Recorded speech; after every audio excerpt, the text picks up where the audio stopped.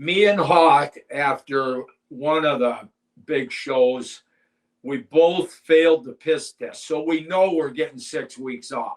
Yeah, George the Animal Steel, and it was in London. So it's at Wembley Arena outside. It was the biggest show ever for Vince back then. And so me and Hawk we start our keys in the locker room, and sure enough, there's a guy at the Kensington Hotel Holiday Inn downtown London from the local strip bar here in Minneapolis that me and Mike both know. Well, we got hooked up with him. He's Hell's Angels guy. Next thing you know, we know we're screwed anyways. We got 6 weeks off. We're screwed. So we just kind of lost our minds, and we went to Luton, England, which is like an hour away from London, out in the thing. And we go to the Hell's Angels chapter house. And I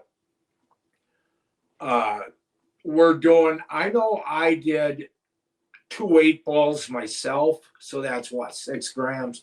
And I think Mike did the same, maybe more. But then some guy, they were doing acid. I've never done acid in my life except for that night. And I've never did it since. But some guy hands me a strip, like a thing of, like those little candy things you eat off a strip, like Pez or something. And he goes, there's 7 hits on there, so careful. I said, give me that thing. I just took the whole thing. Oh, my God. People's faces were turning into demons, and I was just screwed. But that's the most I ever did. And that was... Yeah. And you wouldn't want to mix those two things. You're lucky you didn't get arrested by doing something absolutely crazy. Big time. Yeah. Oh, big time. We're both, me and Mike are trying now just to get home. I just want to get home. And we're staying in Luton, England at this house now from one of the strippers, Yvette.